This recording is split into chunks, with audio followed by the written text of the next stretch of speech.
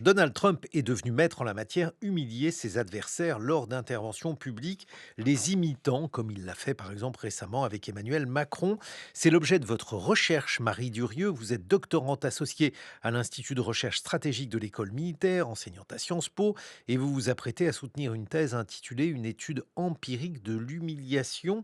Marie Durieux, y a-t-il eu beaucoup d'études sur l'humiliation?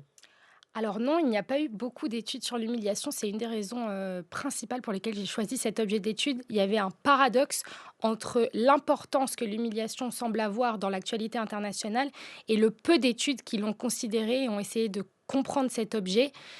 La raison principale pour laquelle l'humiliation a été écartée, c'est qu'elle est souvent considérée comme non rationnelle et donc non pertinente pour comprendre la politique étrangère. Il y a tout de même eu un ouvrage majeur que j'aimerais citer, c'est l'ouvrage de Bertrand Badi, Le temps des humiliés, qui a incontestablement mis l'humiliation à l'agenda de recherche des relations internationales. Mais à mon sens, c'était un objet qui méritait d'être compris et approfondi. Qu'est-ce que ça veut dire, l'humiliation dans les relations internationales? Comment définir finalement, cette action? Alors, je suis ravie que vous me posiez la question parce que c'était un grand défi au début de mes recherches. Et la définition que j'ai retenue, c'est de dire que l'humiliation, c'est un décalage entre l'image qu'un acteur a de lui-même et l'image qui lui est renvoyée par l'autre. Donc, un exemple tout simple, c'est le cas de la Géorgie. La Géorgie souhaite être reconnue comme un État indépendant et souverain. Et les ingérences et la présence russe sur une partie de son territoire représentent un décalage par rapport à ses ambitions et c'est donc humiliant.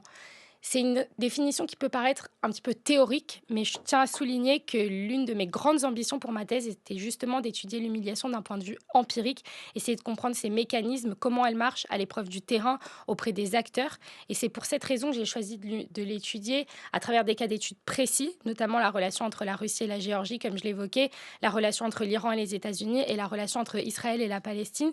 Et pour ces trois cas d'études, j'ai essayé un maximum de me rendre sur le terrain, de rencontrer les acteurs et j'ai conduit plus d'une centaine d'entretiens avec des acteurs politiques, avec des diplomates, des militaires, des journalistes, des membres de la société civile pour comprendre réellement, au-delà de cette définition théorique, comment ça marche concrètement.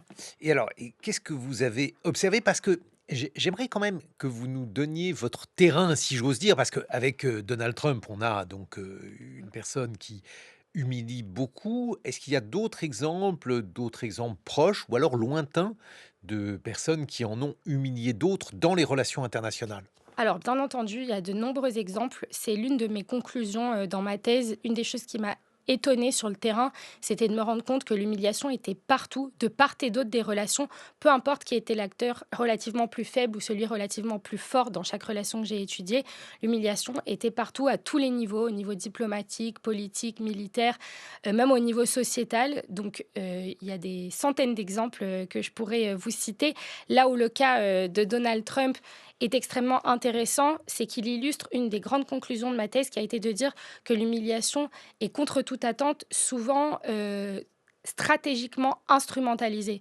Autrement dit que les acteurs, même si de nombreux éléments liés à l'humiliation peuvent leur échapper, les acteurs contrôlent stratégiquement à des buts précis et manipulent à des buts précis l'humiliation et ce, autant du côté de l'humilié que de l'humiliant. C'est ça qui est assez passionnant, c'est-à-dire que les humiliants vont souvent consciemment mettre en œuvre une humiliation pour viser des objectifs précis et des objectifs stratégiques. Et les humiliés vont stratégiquement récupérer les humiliations qui leur sont imposées pour nourrir un discours qui va les arranger. Dans le cas de Trump, ce qui est particulièrement intéressant, c'est que ça permet d'illustrer que quand on humilie stratégiquement, on cherche à la fois des buts de politique intérieure et des buts de politique extérieure. Donc, par exemple, si on prend les propos assez irrespectueux et imposants de Donald Trump vis-à-vis d'Emmanuel Macron, on voit bien cette double stratégie, cette double audience. Parce que d'un point de vue international, Trump va essayer de réimposer la posture dominante des États-Unis et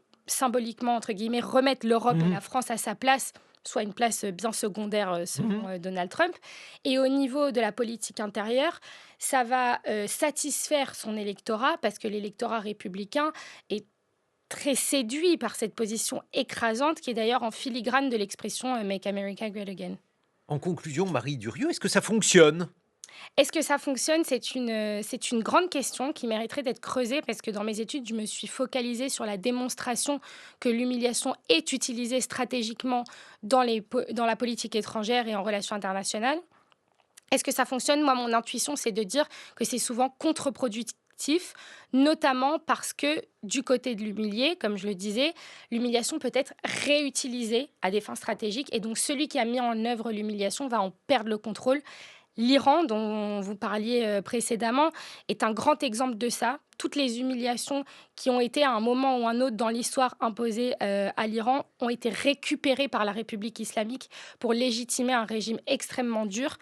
Ils l'utilisent aussi, pour essayer de répandre leur influence dans la région. Ils se positionnent en porte-drapeau de la résistance aux humiliations accidentales auprès des puissances émergentes et pays du Sud et ça, c'est quelque chose dont les humiliants ont totalement perdu le contrôle.